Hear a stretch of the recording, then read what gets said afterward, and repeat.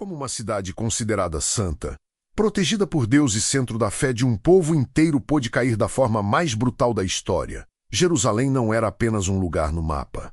Era o símbolo da presença divina, o coração espiritual de Israel, o espaço onde o céu e a terra pareciam se tocar. Ainda assim, muralhas ruíram, o templo foi destruído, famílias foram levadas ao exílio e o silêncio tomou conta do que antes era adoração. A pergunta ecoa até hoje: por qual motivo Deus permitiu a queda de Jerusalém? Talvez você já tenha ouvido essa história muitas vezes, mas quase sempre ela é contada de forma distante, como se fosse apenas um evento antigo, desconectado da nossa realidade. Só que essa queda não fala apenas de pedras derrubadas ou de um império vencendo outro. Ela fala de algo muito mais profundo: confiança cega, fé superficial, avisos ignorados e um Deus que continua agindo mesmo quando tudo parece perdido. Jerusalém caiu quando todos acreditavam que isso jamais aconteceria. E é exatamente aí que essa história começa a nos atingir de verdade. O povo acreditava que a simples existência do templo garantia proteção eterna. Havia uma sensação de segurança espiritual quase automática, como se Deus estivesse preso àquele lugar. Mas enquanto as cerimônias continuavam, algo se perdia por dentro. A fé virou costume, a obediência virou discurso. A justiça foi substituída por interesses. E, aos poucos, a cidade que carregava o nome de Deus começou a viver como se ele não estivesse mais ali. Ainda assim, ninguém acreditava que algo ruim poderia acontecer. Jerusalém parecia intocável. Deus, porém, não ficou em silêncio desde o início. Profetas se levantaram. Alertas foram dados. Chamados ao arrependimento ecoaram pelas ruas. Mas essas vozes foram rejeitadas, ridicularizadas e até perseguidas. Era mais confortável acreditar que tudo estava bem do que encarar a verdade. E esse detalhe é importante, porque mostra que a queda não foi repentina. Ela foi construída lentamente, decisão após decisão, escolha após escolha, sempre com a falsa sensação de que Deus jamais permitiria algo tão extremo. Então chega um momento em que o céu parece se fechar. Deus não responde como antes. Os sinais cessam, o silêncio se instala. Para muitos, parecia abandono. Para outros, injustiça.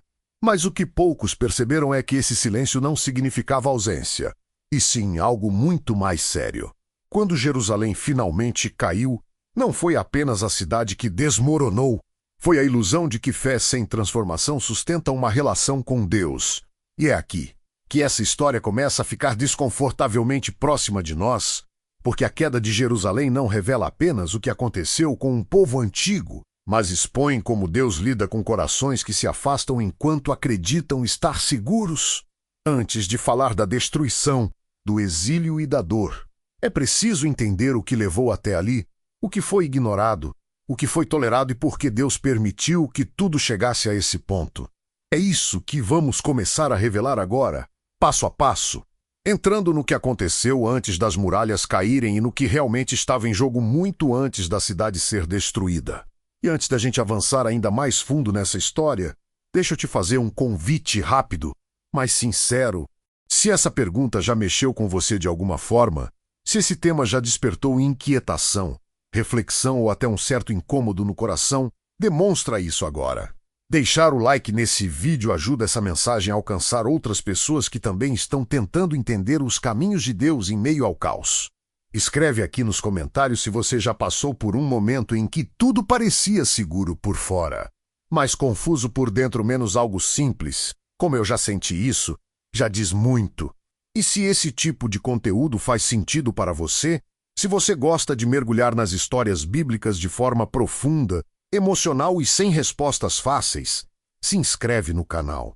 Estar aqui não é só assistir a um vídeo, é caminhar junto, refletir junto e continuar essa jornada de entendimento. Porque a partir de agora, a história de Jerusalém vai começar a revelar detalhes que quase nunca são falados. E isso muda completamente a forma como a gente enxerga essa queda. Houve um dia em que Jerusalém acordou acreditando que nada poderia atingi-la. As muralhas ainda estavam de pé, o templo ainda dominava o horizonte e os rituais continuavam como sempre. Por fora, tudo parecia intacto. Por dentro, porém, Algo já havia se rompido há muito tempo. A ideia de que Jerusalém era intocável não vinha apenas da geografia ou da força militar, mas de uma convicção espiritual profundamente enraizada. Deus jamais permitirá que esta cidade caia. Essa certeza era repetida como um escudo invisível, passada de geração em geração, até se tornar quase um dogma. O problema é que essa convicção não estava mais acompanhada de obediência, arrependimento ou transformação real. O choque começa exatamente aí, porque quando a queda acontece, ela não atinge apenas as construções, ela destrói uma narrativa inteira. O povo não estava preparado para a ideia de que Deus pudesse permitir algo assim. Jerusalém era chamada de Cidade Santa, escolhida, separada. O templo era visto como a prova definitiva da presença divina. Muitos acreditavam que, enquanto o templo existisse, nada de verdadeiramente grave poderia acontecer.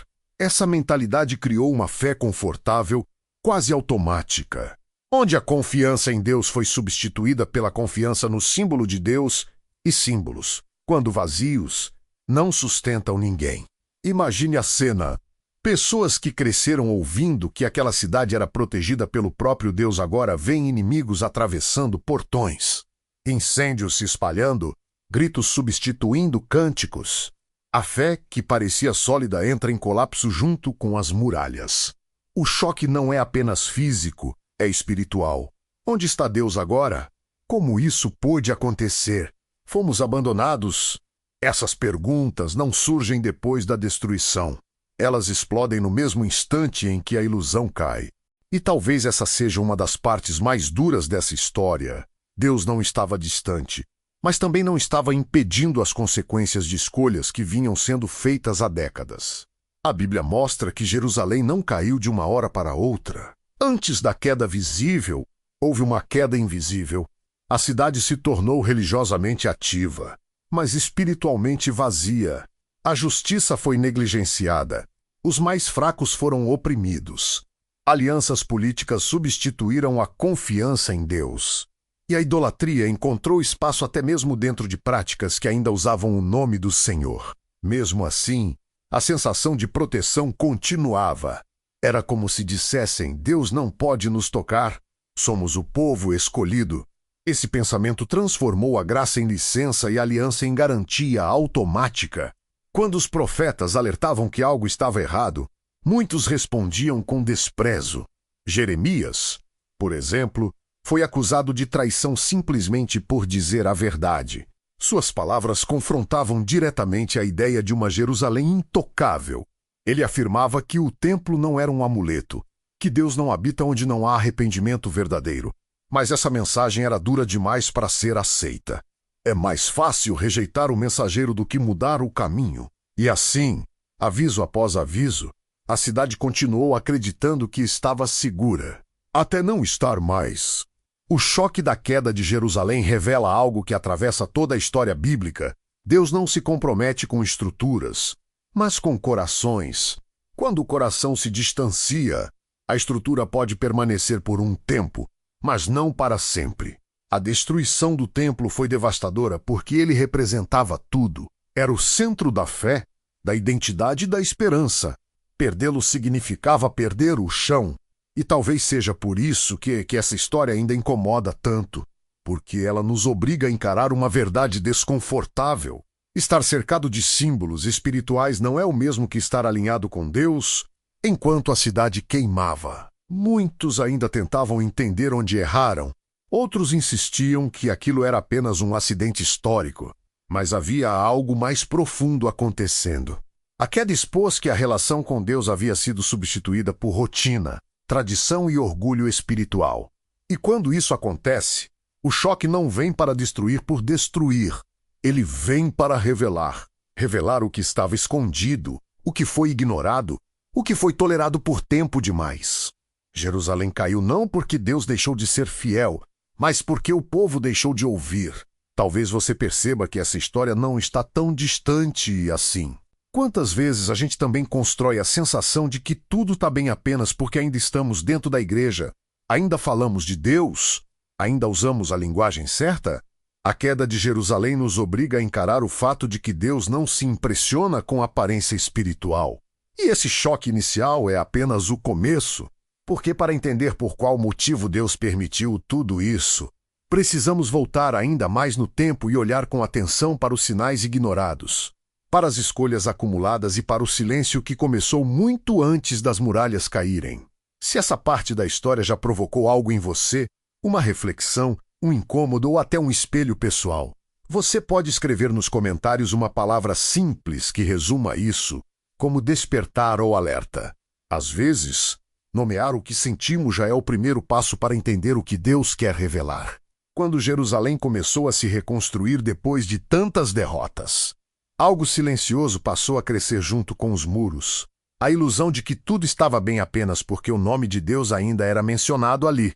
O povo voltou a frequentar o templo, os sacrifícios continuavam, as festas religiosas seguiam no calendário. E, aos olhos humanos, isso parecia suficiente. Mas por dentro, algo essencial estava completamente desconectado. A fé havia se tornado hábito, a adoração, rotina. A presença de Deus, uma ideia confortável, não uma realidade viva. E é aqui que a história começa a ficar desconfortavelmente próxima de nós, porque a falsa segurança espiritual não nasce do abandono total de Deus. Ela nasce justamente do oposto, quando a pessoa acredita que está segura por causa de símbolos, práticas ou posições religiosas, mesmo sem transformação interior. Jerusalém se apoiava no templo como se ele fosse um escudo automático. A lógica era simples e perigosa. Temos o templo do Senhor. Deus jamais permitiria que algo acontecesse conosco, mas essa confiança não estava em Deus, estava na estrutura. Os profetas da Bíblia denunciaram isso repetidas vezes. Jeremias chegou a dizer que o povo repetia como um mantra templo do Senhor, enquanto explorava o fraco, ignorava o arrependimento e endurecia o coração. Era uma fé que falava de Deus, mas não ouvia Deus. Uma espiritualidade que usava o nome divino como proteção, não como direção. E talvez o ponto mais trágico seja esse. Jerusalém não percebeu o perigo porque tudo parecia espiritualmente correto. Não havia idolatria explícita em todos os cantos. Havia rituais, líderes religiosos, tradição, história sagrada. Mas a aliança com Deus tinha sido reduzida à aparência. O coração estava distante, mesmo com os lábios cheios de palavras santas. Na narrativa bíblica, Deus nunca se comprometeu com prédios, sistemas ou símbolos isolados. Ele sempre se comprometeu com um povo que o busca de verdade. Quando isso se perde, a fé vira um abrigo falso menos confortável, mas frágil. Jerusalém acreditou que a presença de Deus era automática, que bastava carregar o título de cidade santa para estar protegida. E esse pensamento criou uma cegueira espiritual profunda. É impossível não perceber como esse padrão se repete ao longo da Bíblia. Personagens bíblicos, reis, líderes e até nações inteiras confundiram posição espiritual com intimidade espiritual. Confundiram religião com relacionamento. E quando o alerta vinha, geralmente vinha pela boca de profetas rejeitados, ignorados, chamados de exagerados ou pessimistas. Afinal, quem quer ouvir que a fé que pratica há anos pode estar vazia? A falsa segurança espiritual é traiçoeira porque ela anestesia. Ela faz a pessoa acreditar que está firme quando, na verdade, está apenas confortável. Jerusalém não caiu por falta de avisos. Caiu porque não acreditou que poderia cair. A cidade escolhida passou a se achar intocável. E quando a fé se torna arrogante, ela deixa de ser fé. Talvez o mais pesado nessa parte da história seja entender que Deus não estava em silêncio por ausência, mas por rejeição. Ele falou, alertou, insistiu, mas o povo preferiu confiar na imagem de santidade do que na obediência real. E aos poucos, a presença divina foi sendo substituída por uma lembrança dela.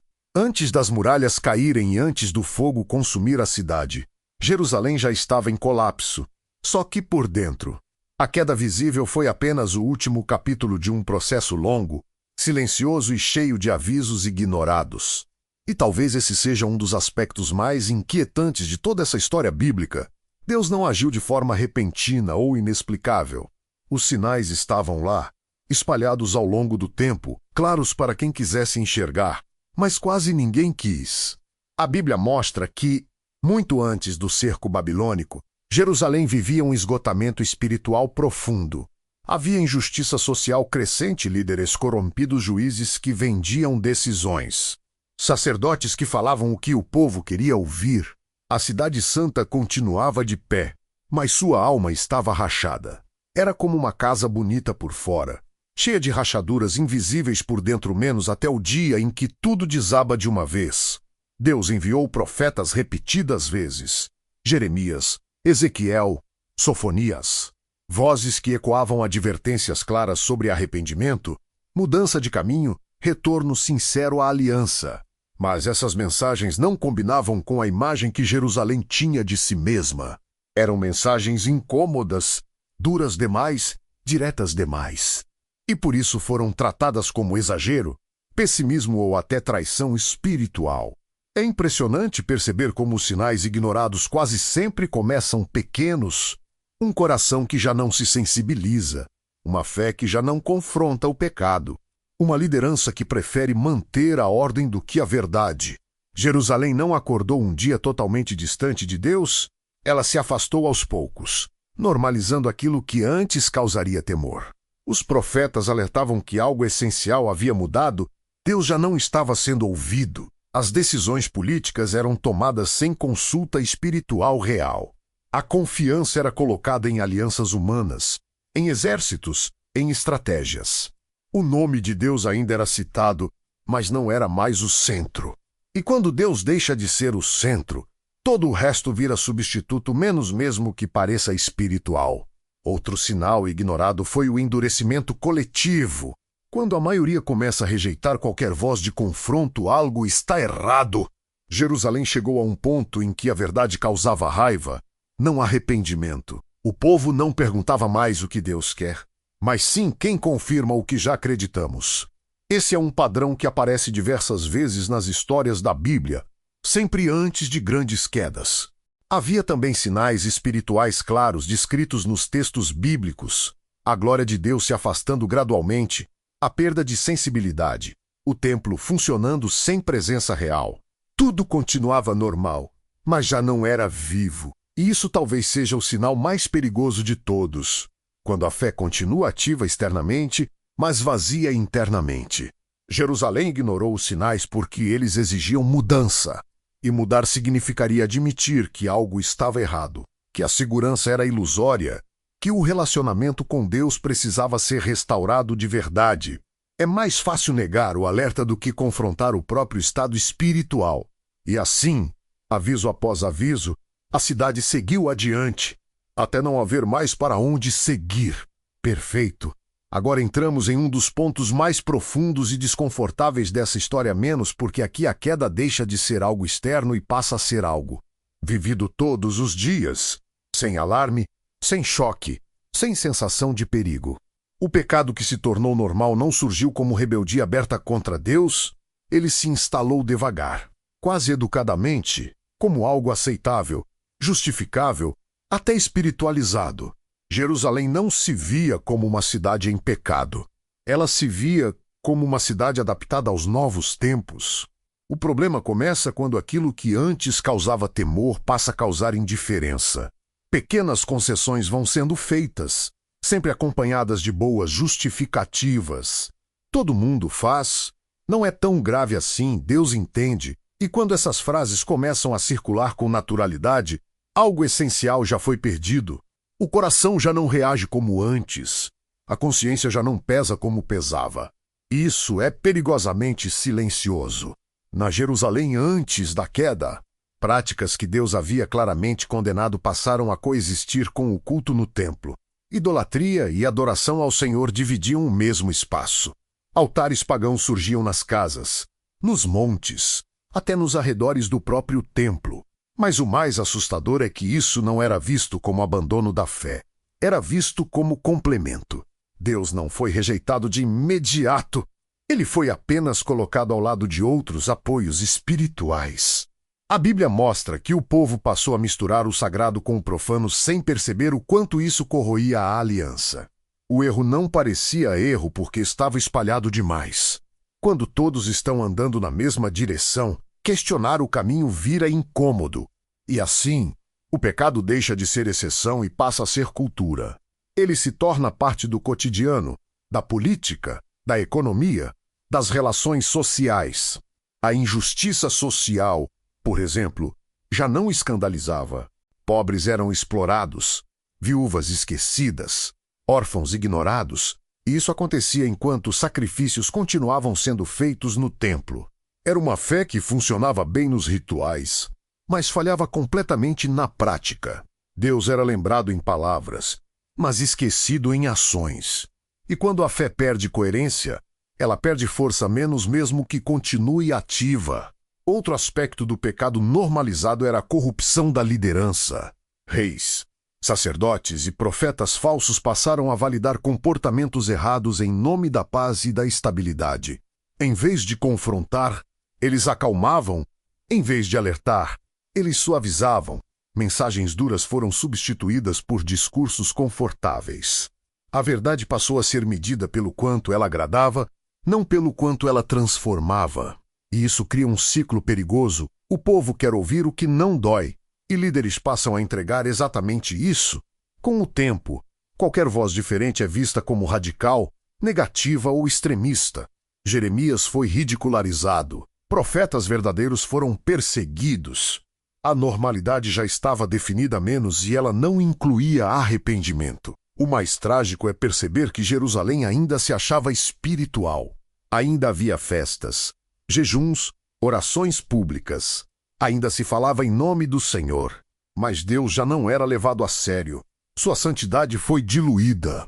Seus mandamentos foram relativizados. Seu silêncio começou exatamente aí, não como abandono, mas como resposta a um povo que já não escutava. Quando o pecado se torna normal, ele deixa de ser percebido como ameaça. Ele passa a ser defendido, justificado, protegido, e nesse estágio, a queda já está em andamento. Mesmo que as muralhas ainda estejam de pé, o julgamento não começa com a destruição. Começa com a indiferença espiritual. Talvez o ponto mais forte dessa parte da história seja entender que Jerusalém não caiu por um único grande pecado, mas por uma soma de pequenas normalizações, um ajuste aqui, uma concessão ali, até que aquilo que era santo já não fazia diferença. E quando o santo perde valor, tudo mais perde limite. Seguimos então para um ponto ainda mais tenso da narrativa, porque quando o pecado se torna normal, a próxima consequência quase sempre é a rejeição da verdade. Profetas rejeitados e vozes silenciadas não é apenas um detalhe da história de Jerusalém, menos é um padrão espiritual que se repete sempre que a consciência coletiva começa a ser incomodada por aquilo que ela não quer mais enfrentar. Deus nunca deixou Jerusalém sem aviso. Antes da queda, antes do cerco, antes da destruição visível, ele levantou vozes, muitas vozes. Profetas foram enviados repetidas vezes, com mensagens claras, diretas e, muitas vezes, dolorosas. Jeremias, por exemplo, não falava em metáforas suaves. Ele dizia exatamente o que ninguém queria ouvir, que o templo não era um amuleto, que a cidade não estava protegida automaticamente, que a aliança estava sendo quebrada todos os dias. Mas a reação do povo não foi arrependimento, foi rejeição. E não uma rejeição educada, mas agressiva. Jeremias foi chamado de traidor, pessimista, inimigo da nação. Sua mensagem era vista como perigosa, não porque fosse falsa, mas porque ameaçava a falsa sensação de segurança que Jerusalém havia construído. A verdade começou a ser tratada como ameaça, e isso muda tudo. Quando alguém aponta o erro que se tornou confortável, essa pessoa passa a ser o problema, não o erro. A lógica se inverte, e foi exatamente isso que aconteceu. Profetas verdadeiros foram perseguidos, presos, humilhados, ignorados. Alguns foram mortos, não porque mentiam, mas porque insistiam em dizer o que precisava ser dito. Enquanto isso, surgiam os falsos profetas. Esses eram bem recebidos, tinham espaço respeito e audiência. Eles diziam: vai ficar tudo bem, Deus não permitirá que isso aconteça. Paz, paz, mesmo quando não havia paz alguma. Suas palavras acalmavam, mas não curavam, consolavam, mas não transformavam. E o povo preferia essas vozes, porque elas não exigiam mudança. Existe algo profundamente humano nisso. A verdade confronta, enquanto a mentira conforta. E Jerusalém escolheu o conforto. Escolheu ouvir aquilo que mantinha tudo como estava. Aos poucos, as vozes que chamavam ao arrependimento foram sendo empurradas para as margens. Não havia mais espaço para alerta, só para validação. O silêncio espiritual começa exatamente aqui. Não porque Deus para de falar, mas porque ninguém quer mais escutar. As palavras ainda são liberadas, mas não encontram mais solo fértil. O coração endurecido transforma a voz de Deus em ruído. E quando isso acontece, Deus permite que o silêncio se instale, não como ausência, mas como consequência. É importante perceber que os profetas rejeitados não falavam apenas sobre castigo. Eles falavam sobre retorno, restauração, mudança de rota. Mas para chegar à cura, era necessário reconhecer a ferida. E Jerusalém não queria admitir que estava doente. Preferia matar o mensageiro a lidar com a mensagem. Esse padrão cria um ambiente perigoso. Quando toda voz que confronta é silenciada, o erro cresce sem resistência. Não há mais freio moral. Não há mais desconforto espiritual. A cidade continua funcionando. Os rituais continuam acontecendo. Mas algo essencial já foi perdido, menos a capacidade de ouvir Deus quando Ele fala de forma contrária à nossa vontade. Talvez o detalhe mais triste dessa parte da história seja perceber que, se ao menos uma dessas vozes tivesse sido ouvida, a história poderia ter sido diferente.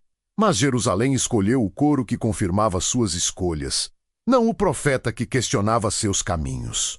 Após todos os alertas ignorados, após os profetas serem rejeitados e suas vozes silenciadas, surge o que parece ser o momento mais doloroso de todos, o silêncio aparente de Deus.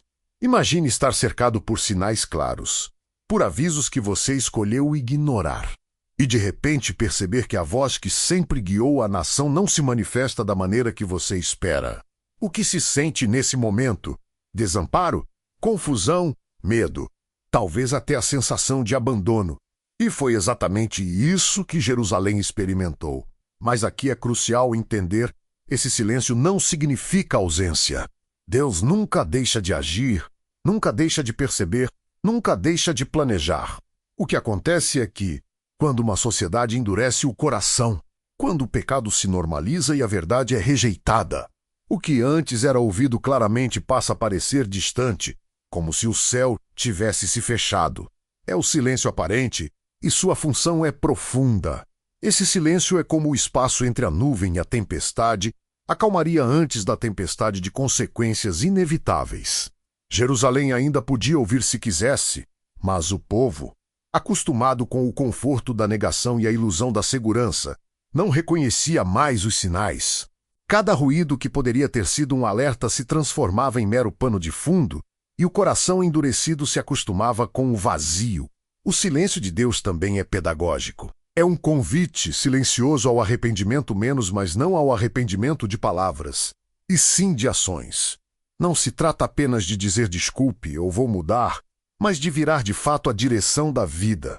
Durante esse período, muitos começaram a perceber que o que antes parecia um castigo repentino era, na verdade, o resultado natural de escolhas acumuladas, de decisões repetidas, de uma vida coletiva que se afastou do caminho da justiça. E ainda há outro aspecto que deixa esse silêncio tão doloroso: a expectativa. Jerusalém acreditava que o templo, os rituais e as promessas passadas garantiriam proteção automática. O povo não imaginava que Deus poderia permitir que a cidade passasse por sofrimento profundo. Quando o silêncio se instala, vem acompanhado de uma espécie de choque existencial. Como algo tão terrível poderia acontecer se Deus estava conosco? Essa pergunta, que ecoa até hoje, é parte da dor de Jerusalém, mas também do nosso próprio entendimento quando nos deparamos com o sofrimento e a injustiça. É nesse ponto que o silêncio se torna quase ensurdecedor. não é apenas ausência de voz. É a sensação de que tudo o que você acreditava seguro se desfaz, de que as certezas se tornam questionamentos e de que o coração precisa escolher entre persistir na negação ou finalmente ouvir. É um momento de reflexão extrema, onde cada ação passada é revisitada, cada erro é analisado e a própria fé é testada. O silêncio aparente de Deus também revela a profundidade do amor divino. Ele não destrói de imediato. Ele observa, ele permite, ele espera. É uma pausa, uma chance de retorno. Mas o tempo de espera não é infinito. A paciência divina é grande. Mas o destino de uma cidade, de uma geração ou de uma cultura depende das escolhas feitas nesse intervalo. E Jerusalém, ao permanecer na negação, iniciou um caminho que a conduziu inexoravelmente à queda. Enquanto o povo lutava para entender esse silêncio, os corações mais atentos começaram a perceber uma verdade dolorosa: não há como manipular Deus. Não há como ignorar a realidade espiritual sem consequências. Cada decisão, cada ato de rejeição à verdade, ampliava o eco desse silêncio. E quanto mais o povo se fechava, mais o silêncio parecia absoluto, até que a destruição finalmente se aproximou, como uma sombra inevitável sobre a cidade que se julgava intocável. E então chegamos ao momento que todos temiam, mas que muitos não conseguiram imaginar: a queda em si, quando tudo desmorona. Jerusalém, a cidade que por tanto tempo se acreditou intocável, a cidade que se apoiava no templo, nos muros imponentes e nas tradições herdadas de seus antepassados, de repente se viu frente a frente com a realidade devastadora. Nada do que parecia sólido podia resistir ao julgamento inevitável. Cada pedra, cada rua, cada lar se tornou testemunha silenciosa de uma tragédia que ninguém queria encarar, mas que estava prestes a se manifestar em toda a sua força. Imagine a cena, os gritos, o medo correndo pelas vielas, famílias separadas, a confusão que se espalha como fogo em palha seca. É quase impossível compreender, com olhos modernos, a intensidade do colapso. Mas é exatamente isso que o relato bíblico nos apresenta. E é nesse ponto que a história se torna tão arrebatadora, menos porque não estamos falando apenas de paredes e cidades. Estamos falando de vidas, de sonhos, de fé que foi posta à prova e, em muitos casos, desmoronou. A queda não é apenas física, é emocional, espiritual e psicológica. O coração de uma nação inteira treme, não apenas pela perda de suas casas, mas pelo peso do arrependimento tardio, pelo reconhecimento do erro coletivo, pela percepção dolorosa de que os profetas, as palavras de alerta e os sinais foram ignorados por tempo demais. É nesse momento que o contraste entre a expectativa e a realidade se torna mais cruel. Aquilo que se julgava seguro desaba de maneira brutal. E mesmo no meio do caos, há um detalhe que nos prende: a reação das pessoas diante da calamidade. Alguns entram em desespero absoluto, tentando escapar do que não podem controlar. Outros, mais atentos, começam a refletir sobre a própria vida, sobre as escolhas que fizeram, sobre os caminhos que deixaram de seguir. Há quem perceba, mesmo no meio da destruição, que a queda não é um capricho divino, mas uma consequência inevitável do afastamento da verdade e da justiça. Esse é um ponto essencial, porque nos ensina sobre responsabilidade, sobre causa e efeito, sobre a importância de ouvir antes que seja tarde demais. Ao mesmo tempo, é impossível ignorar a dor coletiva, a fome, a perda, a desolação. Cada canto da cidade ecoa o sofrimento, e a narrativa bíblica nos mostra que a tragédia não poupa ninguém menos reis. Líderes religiosos, famílias comuns, todos são afetados. O que parecia impenetrável, invencível e eterno se dissolve como areia nas mãos. E é exatamente esse choque, essa sensação de impotência, que mantém o público preso à história. Ninguém quer pisar em terreno seguro apenas para descobrir, momentos depois, que o chão cedeu sob seus pés. Há ainda outro elemento que aumenta o impacto desse momento: a rapidez e a inevitabilidade do colapso. Embora houvesse sinais claros, embora houvesse profecias e advertências, a queda acontece de maneira quase inexorável, lembrando a todos que a paciência de Deus tem limites, que a justiça se cumpre e que o tempo de ouvir pode não durar para sempre. Esse é um gatilho poderoso para engajamento, porque conecta emocionalmente quem assiste ao sentimento de urgência. As escolhas importam. Ignorá-las pode trazer consequências devastadoras. E mesmo em meio à destruição, há histórias individuais que nos prendem, relatos de coragem, de fugas desesperadas de famílias tentando proteger crianças, de líderes que ainda tentam organizar alguma defesa, de pessoas que finalmente percebem a gravidade do pecado coletivo e do afastamento de Deus. Cada detalhe desses acontecimentos faz com que o espectador não consiga desgrudar os olhos, não apenas pelo drama, mas pela identificação com a vulnerabilidade humana diante do poder divino e da realidade das consequências. A narrativa da queda em si não termina com a destruição física. Ela se estende para o emocional e o espiritual, preparando o terreno para a reflexão que virá a seguir o que aprendemos com a destruição, e como o silêncio e a paciência de Deus se relacionam com o arrependimento tardio. Mas antes de avançarmos para essas lições, é essencial sentir o peso desse momento, absorver a magnitude da queda e perceber que Jerusalém não é apenas um lugar no tempo, mas um exemplo eterno do que acontece quando o coração humano se distancia da verdade. Mesmo em meio à devastação, quando parecia que o mundo inteiro desabava ao redor, há uma verdade que permanece clara: Deus não perdeu o controle. Essa é uma das lições mais profundas que podemos extrair da queda de Jerusalém, menos que mesmo quando tudo parece caos. Quando o que era sólido se despedaça, quando os muros da cidade e os sonhos das pessoas estão em ruínas, há uma ordem invisível que segue funcionando, um propósito maior que não falha, e um plano que, embora misterioso, nunca se perde. É difícil, para quem olha apenas pela lente humana, enxergar o controle divino em meio à tragédia. Tudo parece fora do lugar, injusto e até cruel.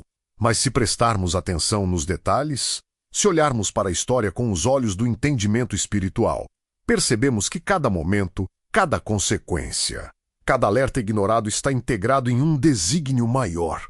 É como se cada pedra caída, cada grito, cada lágrima tivesse um propósito: revelar o que era realmente essencial, expor o que estava errado e ensinar lições que durariam por gerações. A realidade é que, na narrativa bíblica, nada escapa do cuidado de Deus. A queda não é sinal de abandono, mas de justiça e oportunidade. Mesmo na aparente destruição completa, há sinais de que o controle divino nunca foi perdido. Profecias se cumprem com precisão. Os eventos seguem uma sequência que revela a mão de Deus. E a história continua, não como um caos aleatório, mas como parte de um plano que transcende a compreensão humana. Esse entendimento cria um misto de temor e esperança, porque nos lembra que nossas ações têm consequências, mas também que há uma inteligência maior guiando o fluxo da história. E é aqui que surge um ponto de reflexão que conecta profundamente com a experiência pessoal de quem assiste. Quantas vezes nós, em nossas próprias vidas, sentimos que tudo está fora de controle? Problemas financeiros, relações desmoronando, saúde debilitada, sonhos frustrados. É nesse momento que podemos nos identificar com Jerusalém, menos uma cidade inteira, enfrentando o colapso e ao mesmo tempo aprender que mesmo no caos, Deus observa, orienta e mantém o controle sobre o que importa. Essa é uma das chaves para a retenção do público. A história deixa de ser apenas sobre o passado e se torna uma lente para compreender a vida atual, criando empatia e conexão emocional. Ao perceber que Deus nunca perdeu o controle, mesmo quando todos os sinais pareciam ignorados e o silêncio parecia absoluto, o espectador começa a compreender a profundidade da paciência divina. Cada profeta rejeitado, cada alerta ignorado, cada pecado normalizado, tudo isso não aconteceu sem propósito. Há uma disciplina, há um tempo para agir e há consequências inevitáveis.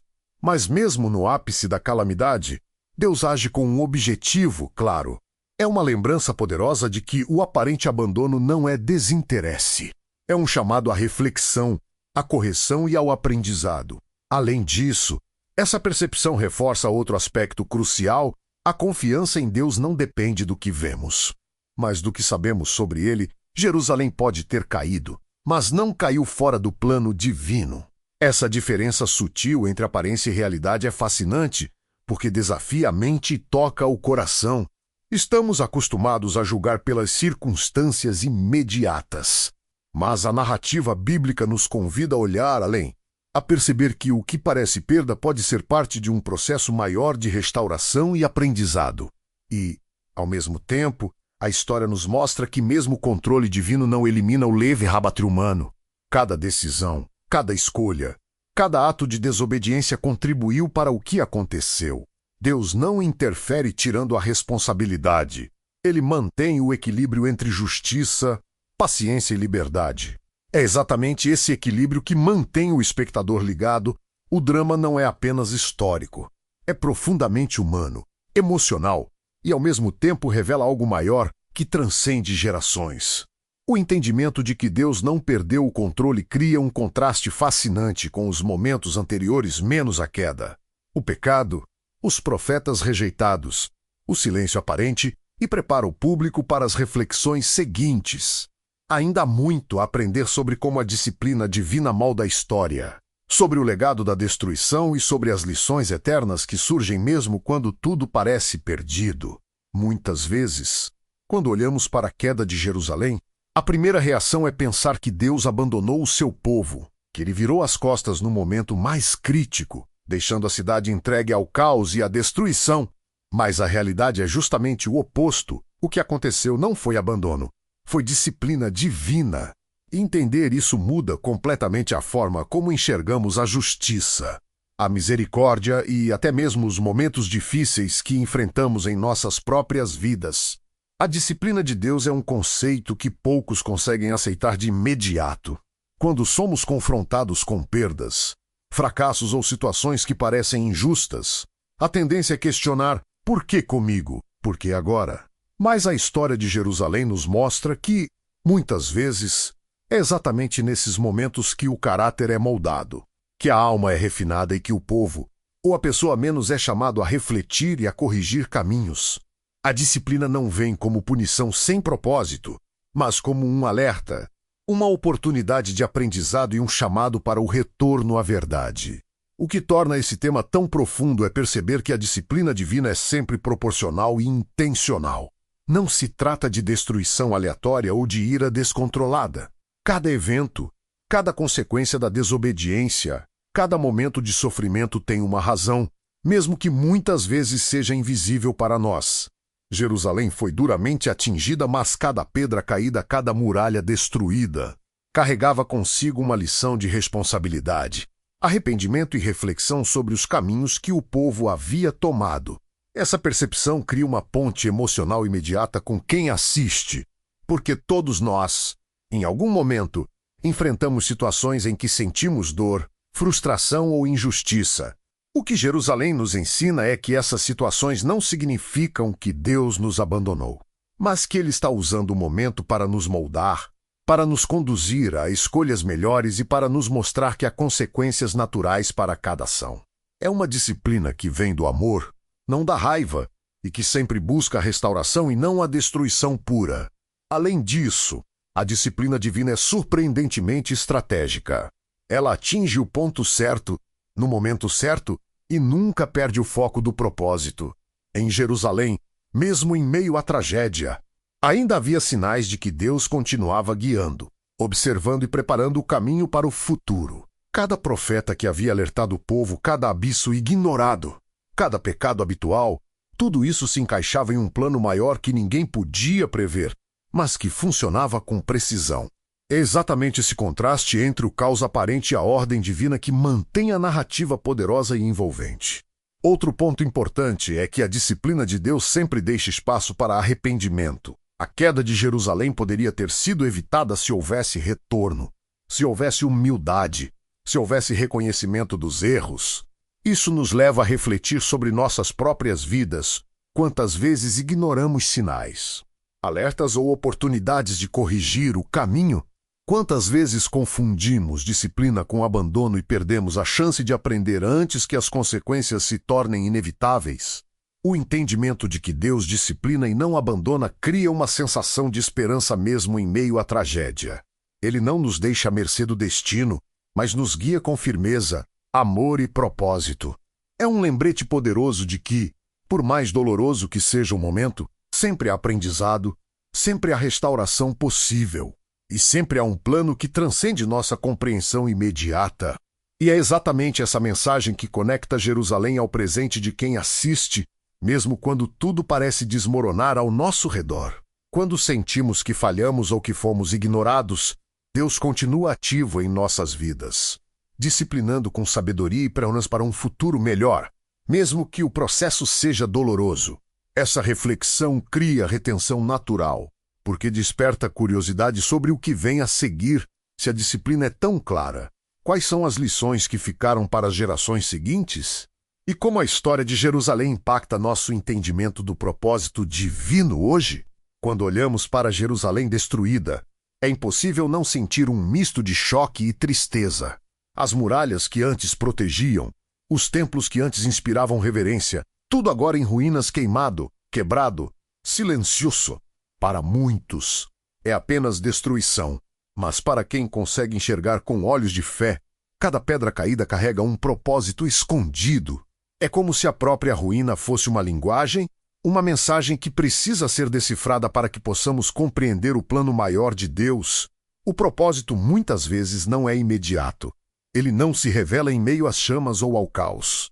Ele aparece no eco do silêncio, no espaço que a destruição cria, permitindo reflexão, arrependimento e um novo começo. Jerusalém não foi destruída sem razão. Cada evento catastrófico, cada guerra, cada decisão mal conduzida, fez parte de um processo maior de purificação e aprendizado. E é exatamente essa camada oculta que torna a história tão fascinante e tão relevante, mesmo para nós hoje. Imagine como deve ter sido para o povo que sobreviveu. Viver o luto, caminhar entre escombros, lembra-se de cada abismo ignorado. E, no entanto, ali, no meio da dor e do caos, nascia uma oportunidade única. Enxergar a verdade por trás das escolhas humanas e do plano divino. Porque a ruína não é apenas punição. É também chamado à reflexão, despertar para a humildade e abertura para a transformação. Cada perda, cada lamentação, cada sentimento de impotência carregava consigo um propósito que poucos conseguiam perceber imediatamente. O mais impressionante é que, mesmo na destruição total, Deus mantém seu controle absoluto. O que parecia uma sequência de tragédias aleatórias era, na verdade, uma orquestração silenciosa de lições profundas. É como se cada evento tivesse sido cuidadosamente calculado para revelar não apenas a consequência do pecado, mas a oportunidade de aprendizado que ele proporciona. Jerusalém caiu, sim, mas as lições sobrevivem, e essas lições têm o poder de tocar não apenas aqueles que viveram a tragédia, mas gerações futuras. Há algo profundamente humano nessa narrativa. Quando enfrentamos nossos próprios momentos de ruína menos falhas, perdas, decepções, temos a tendência de nos concentrar apenas no que foi perdido, no que dói, no que nos afasta daquilo que desejávamos. Mas a história de Jerusalém nos ensina que há sempre um propósito maior, mesmo quando tudo parece desmoronar. O verdadeiro desafio é enxergar além da dor imediata, captar os sinais ocultos e entender que cada dificuldade, cada tropeço, cada ruína emocional ou material pode ser transformada em aprendizado, em crescimento, em fortalecimento da fé, e o mais fascinante é perceber que o propósito escondido na ruína não é apenas para os sobreviventes, ou para aqueles que vivenciam diretamente a destruição. Ele é atemporal, ele atravessa gerações, mostrando que Deus não age sem razão, que cada ruína tem um sentido e que mesmo em meio ao caos há sabedoria, reflexão e reconstrução possível. É nesse ponto que o estudo da história de Jerusalém se torna pessoal. Cada um de nós pode se perguntar quais ruínas em nossa vida carregam lições escondidas. Quais momentos de aparente fracasso podem nos guiar para escolhas mais sábias e qual o verdadeiro significado do sofrimento quando olhamos com olhos de fé? Esse tópico nos leva a refletir profundamente sobre a natureza do propósito divino, porque a ruína não é o fim.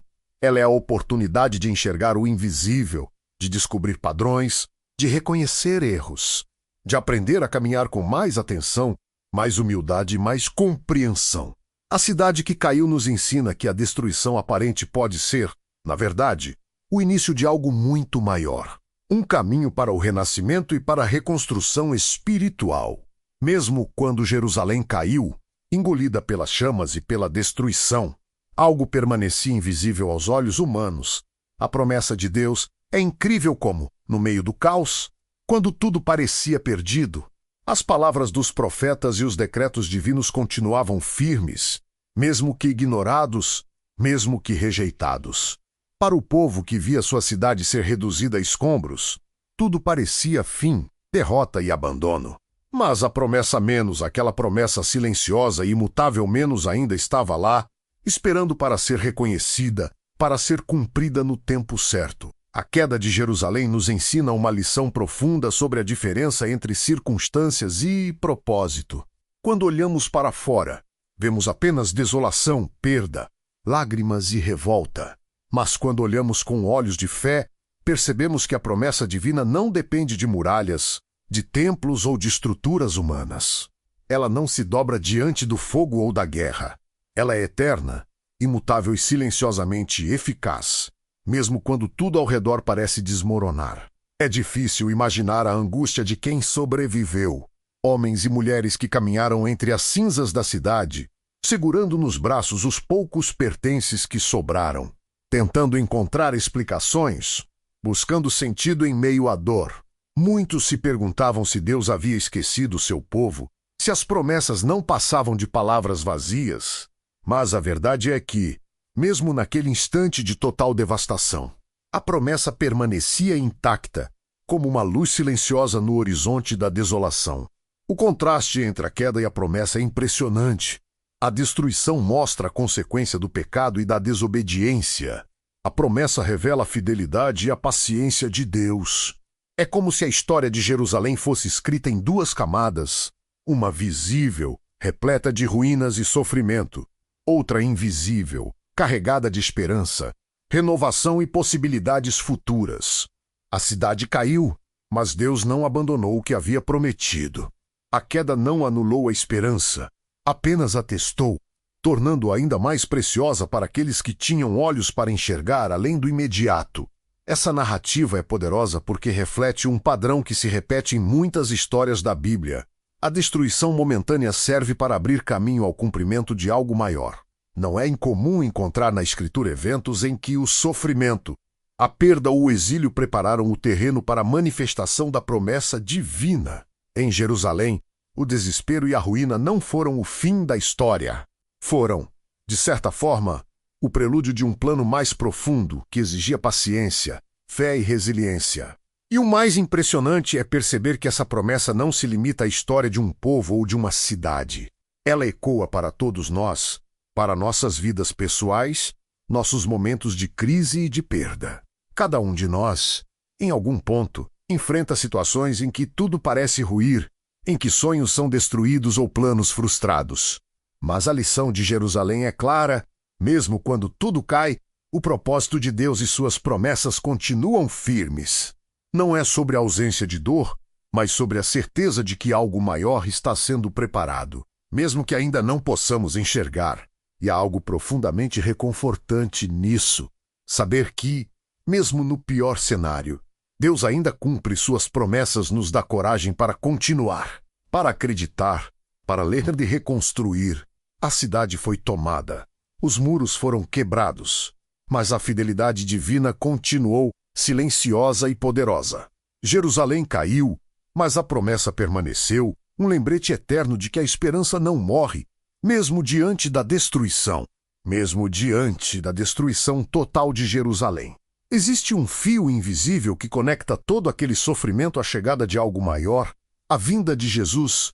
É impressionante perceber como a história de um povo, seus erros, sua fé vacilante e sua dor, se entrelaçam com um plano que transcende o tempo e a compreensão humana. Cada pedra caída, cada choro, cada lamento carregava consigo uma preparação silenciosa para o cumprimento de uma promessa que mudaria para sempre a história da humanidade. A queda de Jerusalém não foi apenas um evento histórico isolado. Ela é, na verdade, um ponto crucial que anuncia a necessidade de redenção. É como se cada sinal ignorado, cada profeta rejeitado e cada muro derrubado estivessem pavimentando o caminho para a chegada do Messias. Para aqueles que olham apenas para o presente, tudo parecia fim, mas na perspectiva divina, tudo estava se alinhando para um propósito maior, invisível, silencioso, mas irresistivelmente certo. E essa ligação entre a destruição e Jesus não é apenas simbólica, menos ela é profunda e prática. A cidade que caiu, o povo que sofreu, os templos que foram destruídos. Tudo isso apontava para a necessidade de um Salvador. Alguém que pudesse restaurar o que parecia perdido, curar feridas que nem mesmo os profetas conseguiram sarar e trazer esperança onde só havia desesperança. Jesus não veio por acaso. Ele veio exatamente nesse ponto da história, quando a humanidade mais precisava de um sinal claro da fidelidade de Deus. É fascinante perceber como cada evento, cada tragédia, cada momento de silêncio de Deus se conecta com o futuro. A destruição de Jerusalém, que parecia uma derrota completa, na verdade, abriu espaço para uma nova compreensão da fé, da justiça e da misericórdia. O sofrimento se tornou um cenário para revelar a grandeza do amor divino e para mostrar que o plano de Deus nunca depende da perfeição humana, mas da fidelidade eterna que Ele mantém. Essa conexão nos leva a refletir sobre nossas próprias vidas. Assim como Jerusalém enfrentou ruínas e desesperança, nós também passamos por momentos em que tudo parece desmoronar. Mas a história nos ensina que o sofrimento, quando visto à luz da fé, tem um propósito que muitas vezes só se revela com o tempo. Cada queda, cada perda, cada silêncio pode ser uma preparação para algo maior, menos algo que transcende a nossa compreensão imediata e se conecta a um plano divino, que nos guia e nos fortalece. E é nesse ponto que a esperança se torna palpável.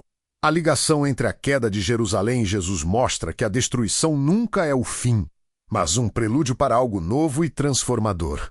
É um convite para que mantenhamos a fé, mesmo quando tudo ao nosso redor parece estar perdido, e para que confiemos que Deus está trabalhando em silêncio, moldando um futuro que ultrapassa qualquer expectativa humana.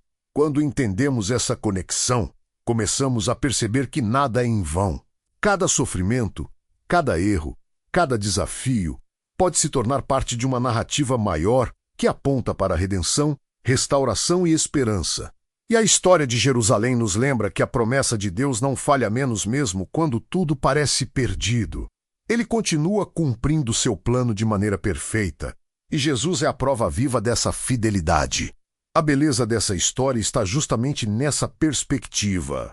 Olhar para o passado com olhos de fé nos permite enxergar o futuro de maneira mais clara, percebendo que cada evento, mesmo doloroso, tem sua razão, sua ligação e seu propósito. Jerusalém caiu, mas sua história não terminou ali. Ela se conecta diretamente com a vinda de Jesus e com a esperança que ele trouxe para o mundo, para o presente e para o futuro de todos nós. O que toda essa história de Jerusalém nos ensina hoje? Quando olhamos para o passado, para a destruição, os erros e os silêncios, podemos sentir que nada mudou. Nós também enfrentamos momentos em que tudo parece desmoronar, em que decisões erradas e escolhas repetidas nos afastam do que é bom e justo. Mas assim como Deus manteve sua promessa mesmo quando a cidade caiu, Ele também continua presente em nossas vidas, mesmo quando sentimos o peso da frustração, da perda ou do abandono. É uma lembrança poderosa, nada que vivemos é em vão. E cada dificuldade carrega um propósito que muitas vezes só se revela com o tempo e com fé. Você já percebeu como, em momentos de dor, surge aquela oportunidade de aprendizado, de crescimento, de mudança? Assim como Jerusalém precisou enfrentar a disciplina divina para entender seu papel na história, nós também somos chamados a refletir sobre nossos caminhos, a perceber padrões que nos afastam daquilo que nos aproxima do que é verdadeiro e duradouro. É nessa reflexão que nasce a transformação silenciosa, constante, mas profundamente eficaz. E se pararmos para pensar, cada escolha nossa, cada atitude, cada momento de silêncio de Deus, carrega um convite para evoluir. A história da queda de Jerusalém nos mostra que mesmo diante do caos, do erro coletivo ou da dor individual, Há sempre uma ponte que nos liga ao propósito divino, uma ponte que nos lembra que a disciplina nunca é abandono, que o silêncio não é esquecimento e que a promessa de Deus permanece intacta. Agora, imagine por um momento aplicar isso na sua própria vida, reconhecer os sinais que muitas vezes ignoramos, ouvir as vozes que nos alertam, perceber os padrões que nos afastam daquilo que realmente importa. É um exercício de atenção, de humildade e de fé, assim como Jerusalém teve a chance de aprender com sua própria queda. Nós também podemos transformar nossas dificuldades em aprendizado e preparação para algo maior, algo que ainda está por vir. E aqui que deixo você com uma pergunta que vai ficar ecoando. Você está pronto para enxergar os sinais em sua própria vida? Está disposto a aprender com os momentos de silêncio, com os erros, e perceber que mesmo nas quedas existe um propósito maior?